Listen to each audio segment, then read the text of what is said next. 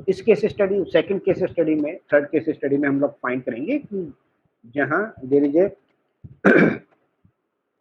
the interaction effect, okay, in this.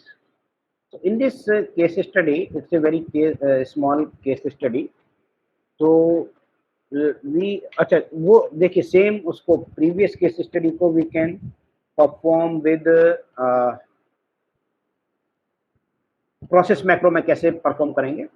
तो analyse process macro ये directly analyse regression and process macro and salary, that dependent variable, number of year experience, moderator variable, sorry, एक minute, moderator variable W. इसमें interaction जो हमने create किया है, इसमें interaction create करने की आवश्यकता नहीं, automatically it will create the interaction effect, ये एडवांटेज है. And then okay, after okay now you can see the result. So this is result, process macro result. It is taking time. Yes. So the same thing we can report here. So in our case, the number of years. So y, that is dependent variable, x number of experience. So number of experience significant. Second moderator, it is not significant because p value is this, and interaction, it is not significant, x and m, it is also not significant because p value greater than this. Now the another case study, the case study of the employee turnover and the job performance and job satisfaction. So there are three variables in this case study. So what is the case study? The case study is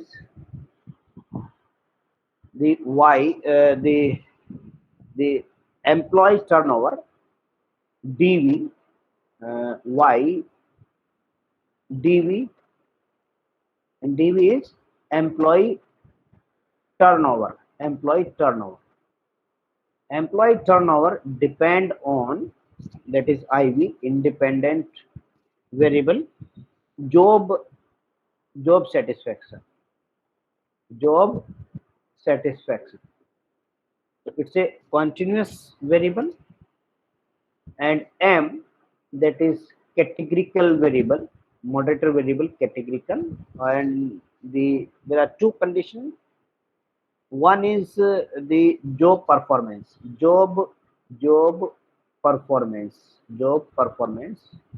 There are categorical variable, high job performer in an organization and low job performer in organization. Okay, so this is case study. In this case study, we want to find whether job satisfaction related to employee turnover. So job satisfaction, more job satisfied, employee turnover less. If you are not satisfied, you leave the organization. So employee turnover high means maximum people or more people are leaving the job, and employee turnover means the less people are leaving the job. So why people do not leave the organization? Because they are satisfied. So there is a negative relationship also. The people more satisfied, the satisfied people do not leave the organization. So there is a negative relationship between the two. Okay, job satisfaction and employee turnover. Now the whether the high performer and low performer, whether performance also influence the employee turnover or not. So it's a moderator variable. So there may be two conditions. High performer may be highly satisfied and they do not leave the organization. Low performer less satisfied with the organization and they quickly leave the organization. So they change the organization. So in this case study, we want to see whether job performance, this categorical variable, working or not. Okay. So we just try to understand it through uh, the concept of moderation with multiple regression, regression analysis, simple regression analysis, employee turnover and job satisfaction. Job satisfaction dependent variable, independent variable, and employee turnover independent variable. So what is the relationship? Whether job satisfaction significantly contribute to the employee turnover or not. So we can check it through the simple regression analysis. So analyze and then regression, and after regression linear. Okay, so I'm applying simple regression analysis because both the variables continuous. Analyze regression linear, and employee turnover dependent variable, job satisfaction independent variable, and then okay, whether this relationship significant or not, we can see through this output. So here we can find there is no significant impact. Though there is no significant impact of job satisfaction on employee turnover, because p value of ANOVA table greater than 0.05. Okay, so but whether this is same for both the performer, high job performer or low job performer. So we will check it through the, we will split the file, but before it we want to know whether the job satisfaction of whether the employee turnover or, and job performance, is it any significant relationship? So the high job performer, so we want to check whether the high job performer leave the employee organization or not. So this y employee turnover, it is continuous variable, and x, that is independent variable, categorical variable, high and low job performance. So we will apply here independent t-test whether the employee turnover of high performer or low performer same or different. Okay, so we will check it through the independent t-test. So analyze regression, sorry, independent t-test, analyze compare means and independent sample t test. ठीक है, अब employee turnover dependent variable, employee turnover performance पर depend करता है या नहीं वो हम देखना चाहते हैं. क्या जॉब परफॉर्मेंस हाई और लो में कोई डिफरेंस है या नहीं, तो ये हम चेक करते हैं. And there are two coding, group 1 0 and group 2 1. Okay, and then continue. After continue okay. So यहाँ हम चेक कर सकते हैं दी लो जो performer employee turnover mean 58.33 and those employee whose performance high mean employee turnover 41.67. तो ये तो difference है. Is it significant or not? Who will tell us? This p value, and p value is 0.147.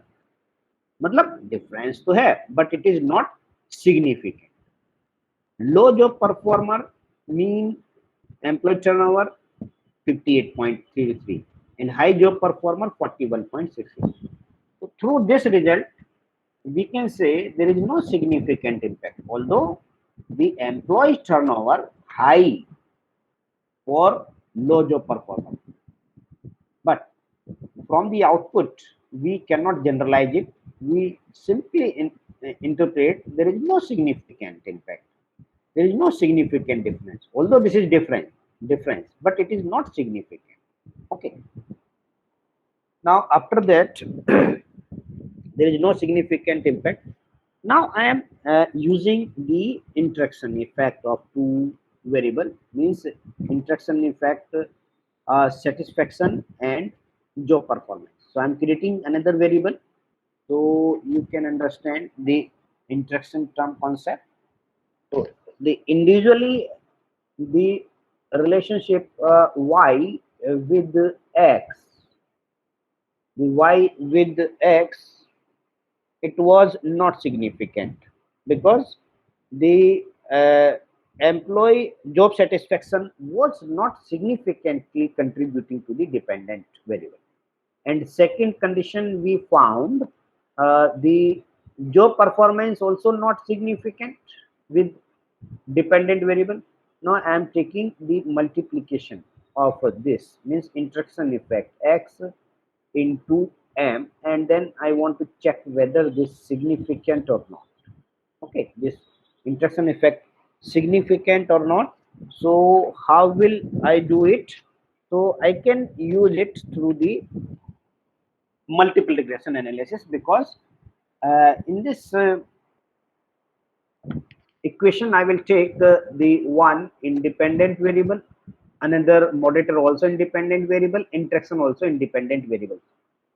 So before it I need to create the new variable, and वो उस variable का name होगा interaction. So I'm creating the new variable, transform compute variable, and I'm writing interaction and copy it, and after copy type and label and paste, and then continue. After continue, job satisfaction and multiplication job performance, it's a interaction effect. Okay, and then continue. After continue we will get the new variable. ये हमारा variable आ गया next. Now we simply use multiple regression analysis to find the impact of this interaction effect. Sir please repeat it again. क्या repeat करें मैं, बताइए. Sir ये interaction point दोबारा से, जैसे अच्छा कंप्यूट वेरिएबल वो ठीक है, स्टेप. अभी अभी ठीक है, अभी कर रहा हूँ. हाँ जी, ठीक. देखिए इंटरेक्शन इफेक्ट, जैसे इंटरेक्शन इफेक्ट कभी भी ये समझिए, जब भी हम लोग मॉडरेशन में इंटरेक्शन इफेक्ट चाहे, देखिए मैं फिर से रिपीट कर देता हूँ. ये जो कंडीशन होती है मॉडरेशन की, कंडीशन हमेशा ये होगी y and x and this is moderator variable. ठीक है, ये हमारा एक्चुअल डायग्राम है मॉडरेटर वेरिएबल का. एंड स्टेटिस्टिकली डायग्राम जो होगा इसका, statistically diagram of moderation y x and this is b1 and m, that is b2, and x into m, it is b3. ठीक है, तो ये दो वेरिएबल तो हमारे पास हैं, कोई प्रॉब्लम नहीं है. हमें एक नया वेरिएबल और क्रिएट करना है. ठीक है, अब इसमें एक चीज और है, भले ही चाहे ये हमारे अगर ये कॉन्टिन्यूस है इंडिपेंडेंट वेरिएबल और ये मॉडरेटर वेरिएबल कैटेगरिकल है, तो हम लोग क्या करते हैं, मल्टीप्लिकेशन ऑफ दिस, इसके लिए हम नया वेरिएबल क्रिएट करेंगे. तो अगर हम एसपीएसएस में करेंगे तो हमें we will create the new variable interaction term, moderator variable create करते हैं. बट प्रोसेस मैक्रो में we do not need to create the new variable. तो इसमें हमने देखिए तीन कंडीशन बताई थी, फिर से मैं रिपीट कर रहा हूँ, y and x and m. First condition में when this variable dv dependent variable continuous, या मैं metric कह देता हूँ, term metric, and it was non-metric and it was non-metric. Both the predictors are non-metric. तो जब दोनों नॉन मेट्रिक होंगे तो उसमें तो इंटरेक्शन इफेक्ट हमने फाइंड ये बात ध्यान देने की है, अगर दोनों नॉन मेट्रिक होंगे then we use factorial ANOVA, because through this technique automatically it will give the result of interaction term x and m. ठीक है, ये हमारा हो गया केस 1। सेकंड केस की जो हम बात कर रहे हैं, सेकंड केस में ये y और x एंड ये हमारा मॉडरेटर वेरिएबल हो गया, मॉडरेटर वेरिएबल दिस, है ना। अब इसमें ये वेरिएबल मेट्रिक है, ये भी मेट्रिक है, और ये हमारा नॉन मेट्रिक।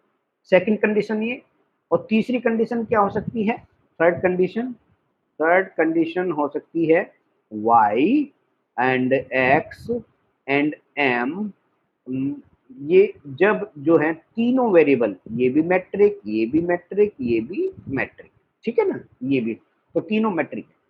सेकंड कंडीशन में सेकंड और थर्ड कंडीशन में ये बात ध्यान देने की, इस वाले में हमें कोई जरूरत नहीं है एक नया वेरिएबल क्रिएट करने की केस 1 में, बट केस 2 में we need to create the interaction term, क्योंकि ये मैट्रिक और ये नॉन मैट्रिक, इसमें भी we will create the new term, new variable interaction, और इसमें भी हम लोगों को interaction term multiplication of this ये तैयार करना है।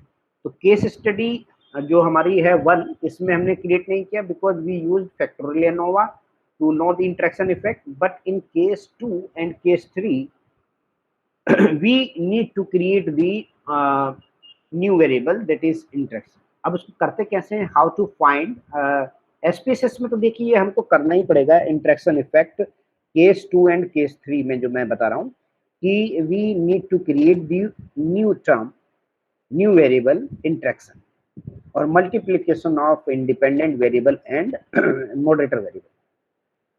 बट प्रोसेस मैक्रो में ये सब कुछ नहीं करना, उसमें directly you just put dependent variable in y variable, independent variable in x variable and moderator variable in moderator variable w, बस उसमें डायरेक्टली कर दीजिए, इंटरेक्शन इफेक्ट ऑटोमेटिकली हो जाएगा। लेकिन इसमें हमें interaction effect, how to create the interaction effect, transform, अब मैं नया वेरिएबल क्रिएट कर रहा हूँ, ट्रांसफॉर्म कंप्यूट वेरिएबल, और जैसे भी पूछा कि कैसे हम नया वेरिएबल क्रिएट करते हैं इंटरेक्शन, तो इंटरेक्शन हमको किसका चाहिए, देखिए एम्प्लॉय टर्नओवर तो हमारा डिपेंडेंट वेरिएबल है, ये इंटरेक्शन चाहिए हमें job satisfaction and job performance, ठीक है ना। तो यहाँ पे टारगेट वेरिएबल में बड़ा इजी है कि how to create the interaction term, तो यहाँ पे मैं लिख रहा हूँ टारगेट वेरिएबल में इंटरएक्शन, इंटरएक्शन, ये मैंने यहाँ पे इंटरेक्शन लिख दिया, एंड देन कॉपी, इसको हमने किया copy and type, and then ये पेस्ट कर दिया, सेम जो टारगेट वेरिएबल में लिखेंगे वही लेबल में लिखेंगे, एंड देन कंटिन्यू, और ये मल्टीप्लिकेशन कर रहा हूँ सिंपल, तो ये जॉब सेटिस्फेक्शन का जॉब परफॉर्मेंस, जॉब सेटिस्फेक्शन, और ये यहाँ पे मल्टीप्लिकेशन का साइन है, देखो ना स्टार लिखा है, star means multiplication and job performance, ये जॉब परफॉर्मेंस आ गया। तो अब इसके बाद जो है ओके जब करूंगा तो नया वेरिएबल जो क्रिएट होगा उसका नाम होगा इंटरेक्शन, क्योंकि यहाँ पे मैंने उसका नाम लिख दिया है इंटरेक्शन, और ये ओके कर दिया। ओके करने के बाद हमारे पास देखिए ये वेरिएबल आ गया, ठीक है ना, इंटरेक्शन का।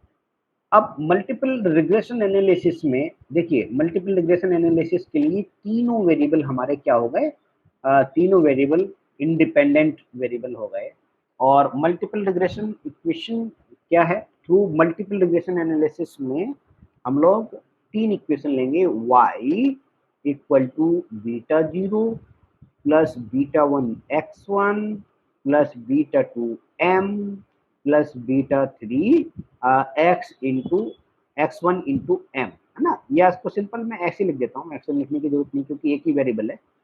ये जो है इंटरेक्शन इफेक्ट हमारा एक तरह से इंडिपेंडेंट वेरिएबल है, तो हम लोग चेक करना चाहते हैं whether x1 significantly contributing to y और not, whether m significantly contributing to y or not, whether this interaction is significantly contributing to y. So our major emphasis to know whether this interaction term is significantly contributing to dependent variable और not, है ना, ये हम जानना चाहते हैं।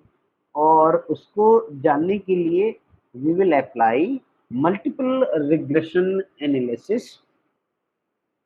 उसको हम कैसे करते हैं, देखिए, analyse and regression and linear. Okay, तो लीनियर आ गया, और फिर इसके बाद employee turnover dependent variable, job satisfaction, job performance and interaction, all are independent variables, so I am transferring here। बस और कुछ नहीं करना इसमें, हमें बस ओके कर देना, और उसके बाद इनका सबका इंडिविजुअली हमें जॉब सेटिस्फेक्शन का, जॉब परफॉर्मेंस का और इंटरेक्शन का, तीनों इंडिपेंडेंट वेरिएबल्स का हमें पी वैल्यू मिल जाएगा, और उससे हम डिसाइड करेंगे कि इंटरेक्शन इफेक्ट सिग्निफिकेंट है या नहीं। एंड देन ओके, ये देखिए ओके किया हमने। ओके करने के बाद now we interpret the result, the job satisfaction significantly contributing to the employee turnover. जबकि हमने इंडिविजुअल देखा था, it was not significant. Job performance, जब हमने जॉब परफॉर्मेंस को इंडिविजुअली देखा था, it was not significant, but interaction term is significant. इसका मतलब है कि जो ये हमारा मॉडरेटर वेरिएबल है, moderator variable m means performance. Performance भी दो तरह की है, high and low, and x जो है हमारा वो है इंडिपेंडेंट वेरिएबल। अब हम ये कह सकते हैं कि this interaction effect moderator variable is working because p value less than 0.05, तो ये काम कर रहा है। अब एक तो ये आ गया, देखिए इसमें तीनों रिजल्ट, ध्यान दीजिए, तीनों रिजल्ट सिग्निफिकेंट हैं, तीनों रिजल्ट सिग्निफिकेंट। लेकिन अब अगर हम डेटा को और नेचर समझे, अभी इसने क्या कहा है, अभी इसने कहा है कि इसमें कि जो परफॉर्मर जो हैं, job performer significantly contributing to the job performance, significantly contributing to this dependent variable। लेकिन जब हमने इंडिविजुअली किया था हाई और लो के साथ, then it was not significant, but interaction effect is saying there is a significant impact. अब इसको जानने के लिए कि ये तो कह रहा है कि मॉडरेटर वेरिएबल सिग्निफिकेंट है, तो क्या ये हाई वालों के लिए सिग्निफिकेंट है, ये लो वाले के लिए, ये भी हमें इसमें देखना होगा। अब क्या करते हैं, हम इसकी फाइल स्प्लिट करेंगे। ये फाइल मैं अब स्प्लिट करूंगा, जो परफॉर्मेंस, ठीक है ना, इसके बाद रिलेशनशिप देखूंगा दोनों के साथ। Now split, how to file split, edit, मैं स्प्लिट कर रहा हूं file, data split file,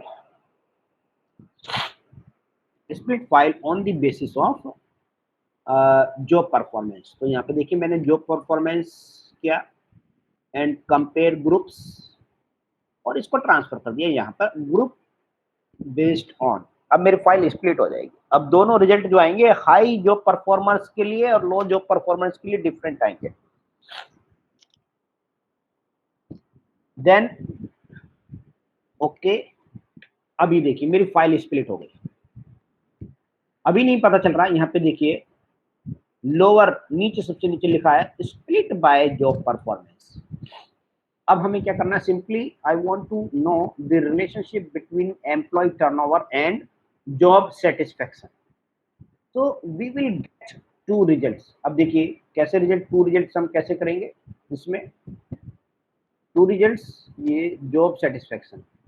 now this theory, job satisfaction, we will do the simple regression analysis for low job performer and high job performer, so high job performer, ठीक है ना।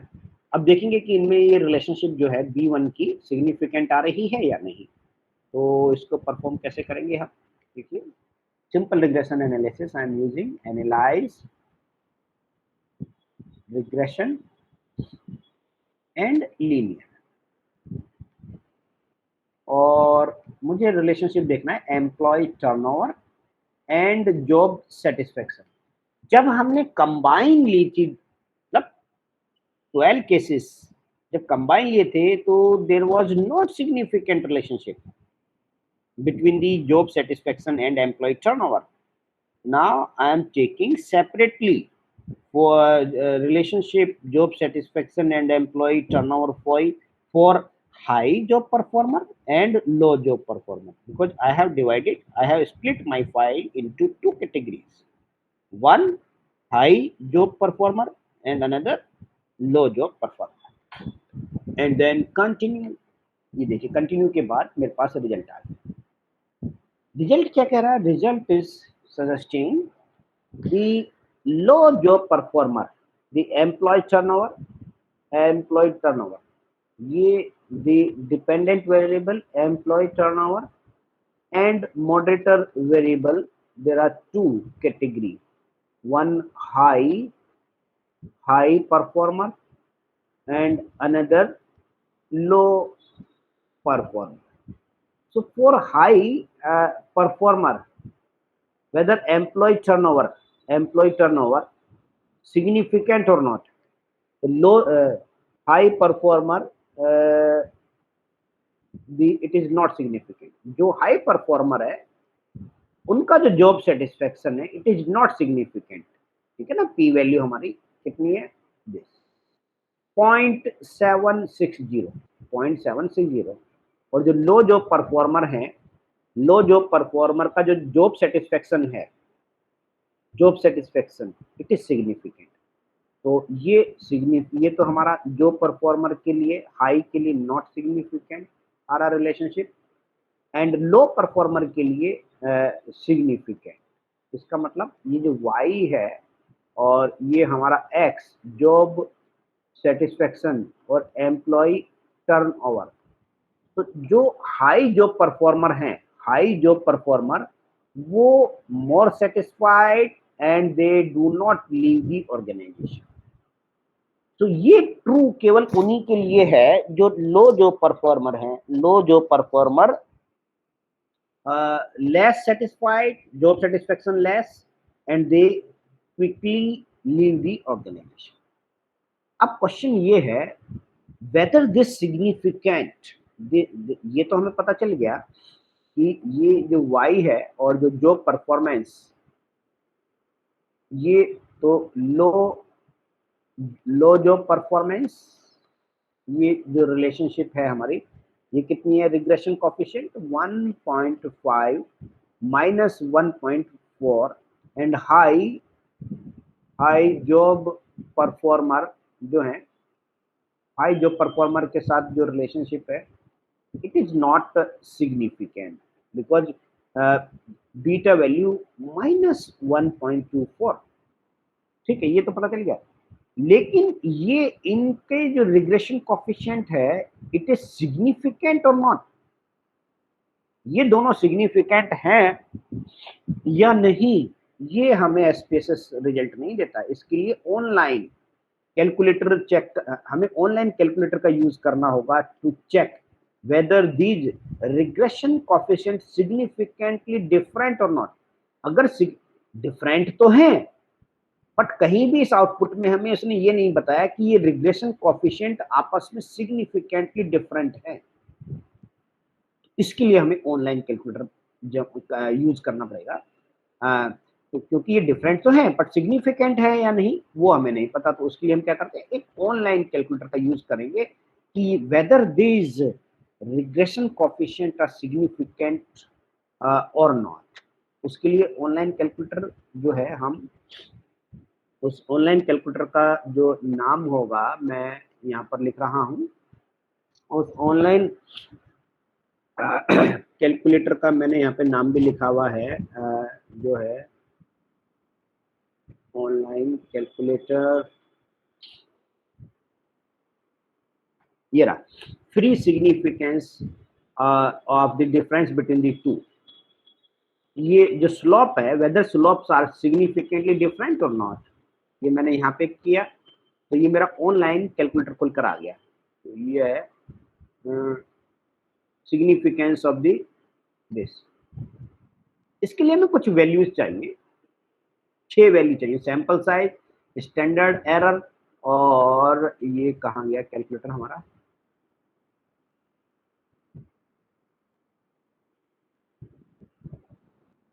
Calculator, ये आ गया calculator 3 ये देखिए। अब इसके जो रिग्रेशन कोफिशिएंट सिग्निफिकेंट है या नहीं है, उसके लिए हमें ये वैल्यू पुट करनी पड़ेगी। सैंपल साइज कितना था, 6 हमारे जो सैंपल साइज है, लो जॉब परफॉर्मर है, देखिए 6 लोग तो हमारे लो जॉब परफॉर्मर है and 6 employee high job performer. तो ये कुछ वैल्यूज हमें लिखनी पड़ेगी, उसके बाद देख पाएंगे कि सिग्निफिकेंट है रिग्रेशन कोफिशिएंट या नहीं। तो ये वैल्यू मैंने 6 कर दिया, सैंपल साइज दूसरे का भी 6 था, दोनों 6 लिए हमने। स्लोप, स्लोप मीन्स जो ये वैल्यू आई है -1.54, तो मैं ये वैल्यू सीधा यहाँ पर पुट कर रहा हूँ, -1.54, और दूसरा स्लोप जो आया था वो है -0.124, -0.124, और स्टैंडर्ड एरर कितना आया था पहले वाले का, वो भी हम चेक कर लेते हैं। स्टैंडर्ड एरर 0.449 और दूसरे का है 0.379। तो पहले वाला जो 0.449 की वैल्यू मैं यहाँ पुट कर रहा हूँ 0.449, और जो दूसरा है स्टैंडर्ड एरर हमारा वो है 0.379। तो ये मैंने यहाँ पर रख दिया 0.379 एंड देन कैलकुलेट करने के बाद देखिए मेरे पास इसका रिजल्ट आ जाएगा, और ये रिजल्ट कितनी आएगी, टी वैल्यू आ गई 2.44 और पी वैल्यू 0.0425, मतलब लेस देन 0.05। इट मीन्स अब हम कह सकते हैं कि जो low job performer they more dissatisfied or job satisfaction low and that is why they leave the organization। अब हम इंटरप्रिटेशन कर सकते हैं। तो एक तो ये हमारा जो मेथड होगा ये थोड़ा सा लंबा मेथड होता है, इसमें क्या कहते हैं, to check whether the significant impact of two regression coefficient और नॉट। लेकिन इसी चीज को अगर हम उसमें करें, क्या कहते हैं, प्रोसेस मैक्रो में, तो बड़ा इजी है। देखिए अब इससे हमको पता चल गया कि सिग्निफिकेंट इम्पैक्ट है। अब same procedure I am applying in process macro.